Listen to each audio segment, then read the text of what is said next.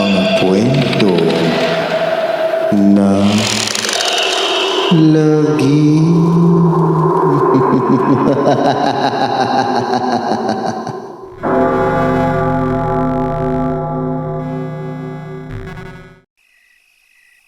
Kamusta mga giliw naming tagapakinig? Mapagpalang araw po sa inyong lahat. Nagugustuhan niyo ba ang mga kwentong lagim? Pwede kayong mag-send sa amin ng mga kwentong katatakutan sa link provided sa baba. I-comment niyo po kung nasaan kayong lugar para ma-shoutout namin kayong lahat. At sa mga gustong magpa-shoutout, i-comment niyo na lang po kung nasaan kayo at kung ano ang pangalan po ninyo. Maraming salamat mga giliw naming tagapakinig. Malungkot ang pagmumuka at lulugulugong umuwi ng kanilang bahay bandang 3:00 ng hapon ang 30 anyos na si Samuel. Habang bitbit niya ang walang lamang kahon na lalagyan ng panabo na manok nang galing siya sa sabungan. Pihadong talo na naman. Ilang sunod-sunod na talo pat mauubos ng tuluyan ang mga alaga niyang panabong na manok. Nandun na siya sa looban ng kanilang bakuran at marahas na sinisipa ang kada madaraan ng ligaw na bato na may kasamang pagmumura. Nang sa isang banda ng maalikabok na lupa ay may mahagip na biglang kuminang ang kanyang mga mata. Kunot noo at napapantastikuhang nilapitan niya ang bagay na iyon. Bigla siyang napamura. Putya, ano tong kumikinang na to? Napabulong na wika ni Samuel sa sarili. Lumingalinga pa siya sa paligid. Pakiramdam kasi niya ay may lihim na nagmamasid, bunsod ng kakathang bagay sa lupa. Nang masigurong walang sino man sa paligid, ay pasimpleng bumaluktot paupo si Samuel para sipatin ang pakinang-kinang na bagay na parabang may isang mahika. Nag-alangan pa siya nang damputin iyon at inangat pa sa ere. Unay, napanganga si Samuel. Ngunit kalaunay medyo napangiwi nang napagtanto bato lang pala na parang pinutol na tari ng panabong na manok ang hawak na bagay. Itatapo na sana niya ito nang may mapagtanto siya. Teka! Pero bakit ito kumikinang? Bulong muli ni Samuel sa sarili. Hindi kaya? Naputol ang pag-iisip ni Samuel nang biglang lapitan siya ng may bahay niyang si Lenita. Hindi niya napansing lumabas ito kanina ng kanilang bahay at siya agad ang nakita. Sa gulat niya ay bigla niyang naibulsa sa suot niyang puruntong ang kumikinang na batong tari. Ano? Talo ka na naman sa sabong? Himig na pagsusuplada ni Lenita. Hinalungkat pa nito ang kahong lagayan ng manok na inilapag naman ni Samuel sa lupa kaninang dinampot niya ang makinang na bato. Hay nako, tigilan mo na ang umasam na sa kasasabong mo na aasenso ang pamilya natin. Sayang lang ang ipinapambili mo ng patuka at gamot sa mga manok mo. Kaunti na lang at magdidildil na tayo ng asin ng mga anak natin. Napagbuntong hininga at napakamot ng ulo si Samuel. Inumpisa na naman kasi siyang sabunin na maganda nga pero mataray naman yang commander. Pero teka, ano iyang pinulot at ibinulsa mo dyan sa puruntong mo, ha? Kapag kuway, sita ni Linda sa inakto ni Samuel kanina. Wala. Iritabling sagot ni Samuel. May napulot lang akong 5 duling na mahaba ang nguso. Medyo pahaging pa niya sa asawa na ikinapaggingit-ngit nito. Mahabang nguso mo, mukha mong talunan ka. Nakapamayawang nahimutok ni Lenida. Siya, pumasok ka na nang matulungan mo akong ihanda ang panghapunan natin mamaya. Kinatay ko lang naman isa mong inahing manok. Mabuti nga at nang mabawasan naman ang palahian ng mga manok mong talo na naman. Nagsimbal si Samuel sa nalaman. Nagtagis ang kanyang mga bagang sa ginawa ng kanyang misis. Pero wala siyang magawa kundi sarilinin na lang. Hindi niya kayang patulan at saktan ang kahati ng kanyang puso. Kinagabihan, matapos nilang makapaghapunang mag-anak at makapaghindag, ay naalala ni Samuel ang ibinulsa niyang makinang na batong tari sa puruntong niya sa lalagyan ng pinagdamitan nilang mag-anak. Matapos niyang makuha iyo'y nagtungo siya sa pasadyang kunyay, laboratorio niyang nakasudlong sa gilid ng bahay nila, malapit sa mga kulungan ng mga manok. Nandun lahat ng gamit para sa mga manok, patuka, mga gamot, pangbakuna, pamutol ng tari, at kung ano-ano pa. Madilim-dilim sa loob, kung kaya sinindihan na sana ni Samuel ang ilaw na bumbilya sa kanyang kunwaring laboratorio.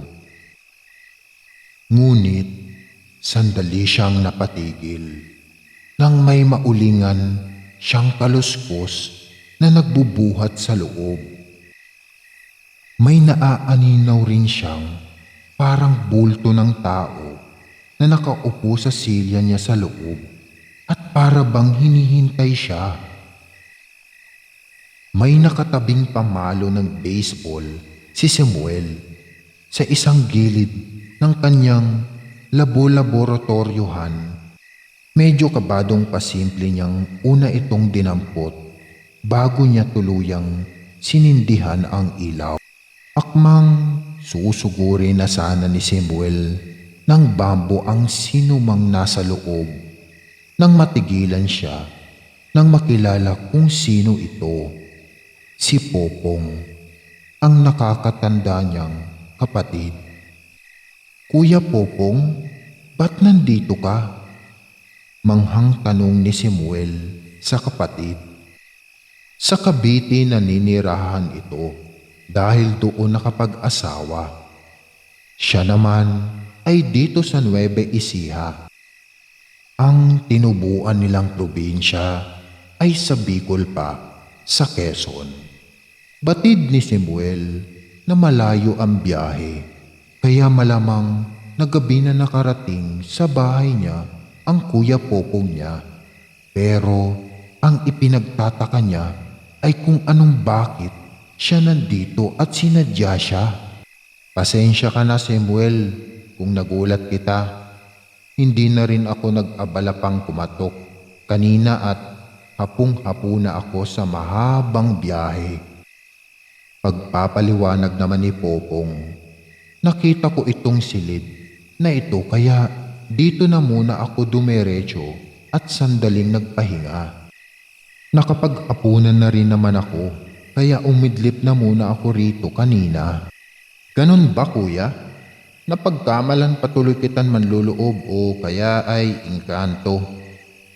Napapailing na itinabi ni Samuel ang hawak niyang pamalo.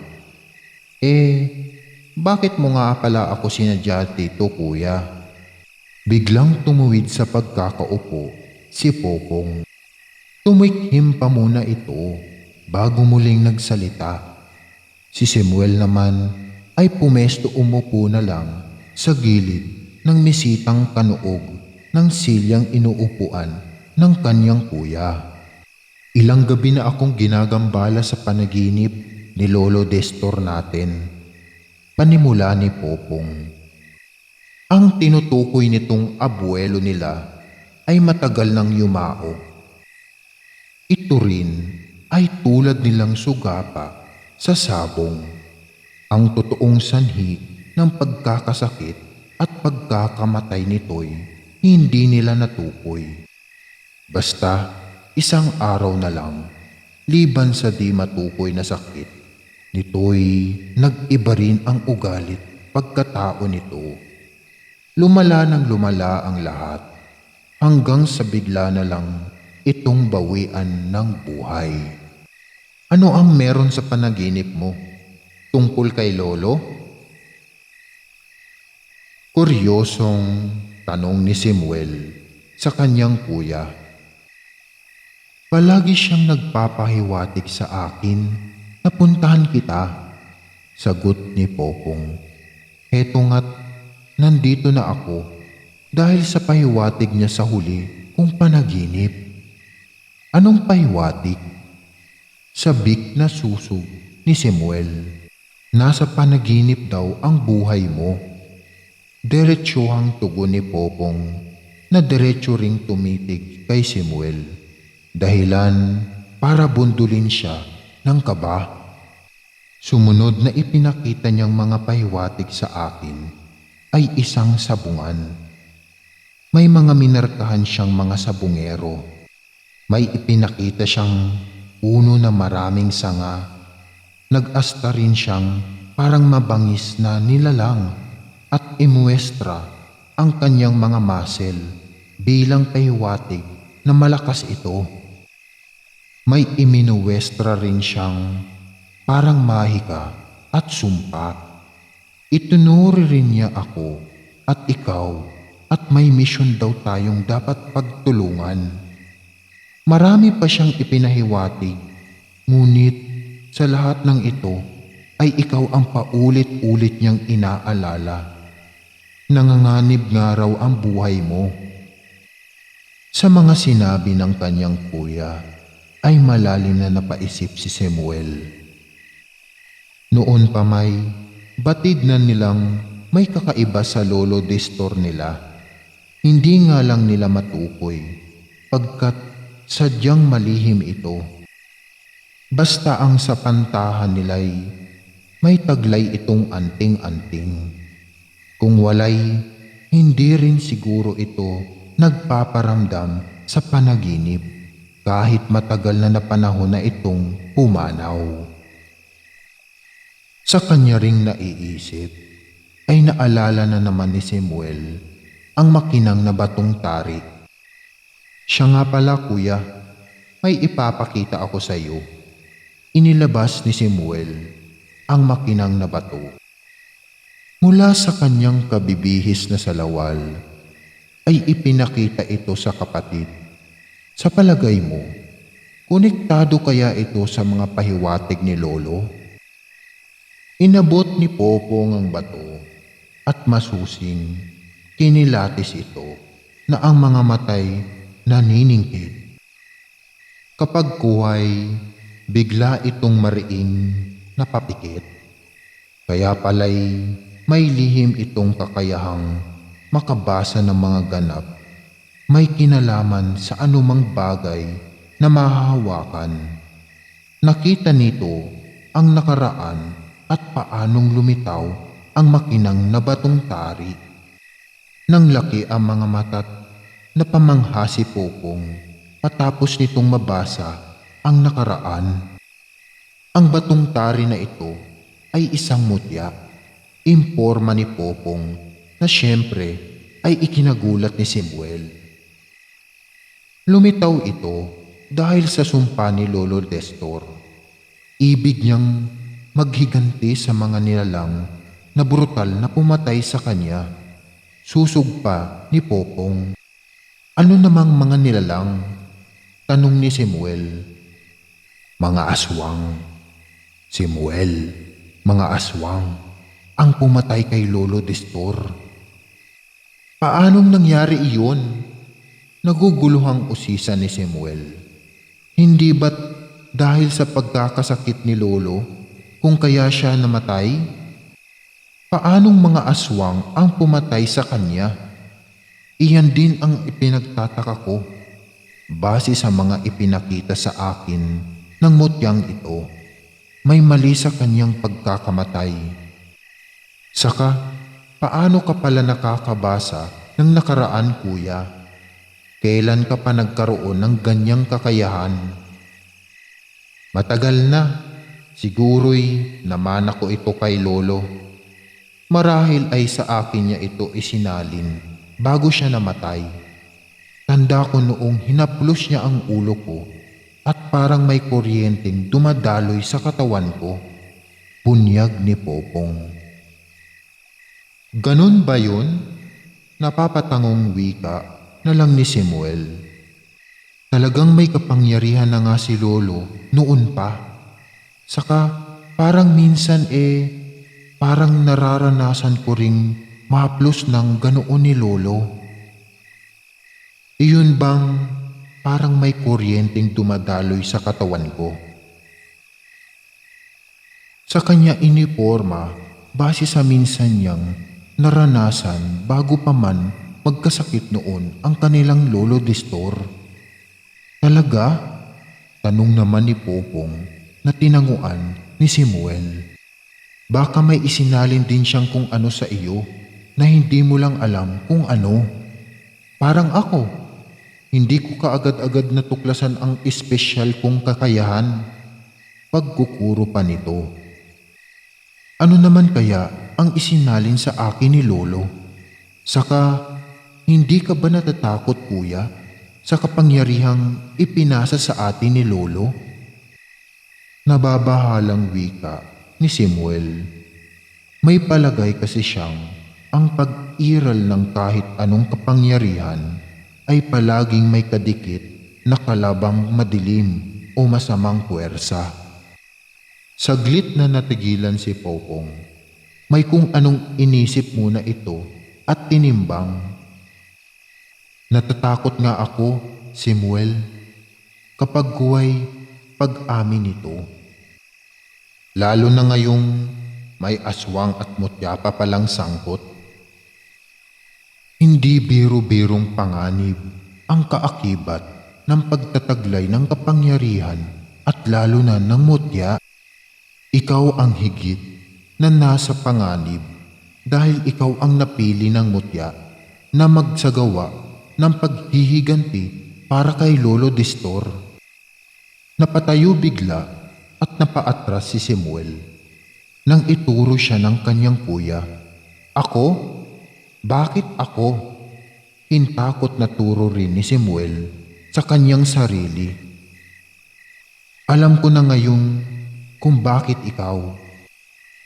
Naliliwanagang tugon ni Popong. Bakit nga? Medyo galit ng wika ni Simuel. Hindi kasi niya nakikita ang sariling nakikipaglaban sa mga aswang. Buwis buhay na antas ang inaatang ngayon sa kanyang balikat. Dahil nandito sa lugar ninyo ang kampon ng mga aswang na pumaslang kay Lolo Destor. Palagay ko'y palipat-lipat sila para hindi sila mapaghinala at matuntunan ng mga tao, lalo na ng mga antingero. Si Simuel naman ang malalim na napaisip. Kung gayon ay hindi lang siya ang nanganganib ang buhay, kundi pati ang kanyang asawa, mga anak, mga kabaryo at mga kababayan. Kailangan niyang maghanda. Kailangan niyang babalaan ang mga tao. Kung ganoon, kuya, ay kailangan kong babalaan ang mga tao rito, sambot ni Simuel. Huwag muna, Simuel. Ngunit kontra ni Popong. Baka mabulabog sila. Isa pa, Kung babalaan mo agad sila, makakatunog agad ang mga aswang. Tandaan mo, nakahalo sila sa mga mamamayan dito.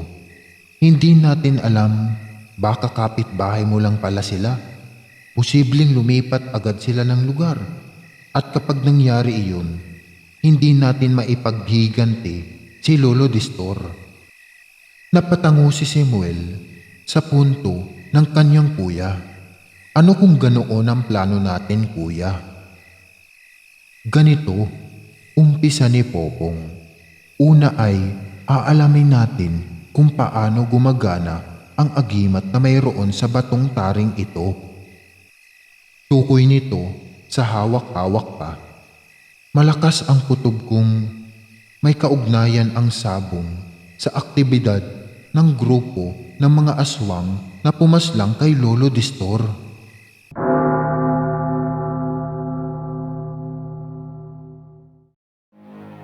Maraming salamat mga giliw naming tagapakinig.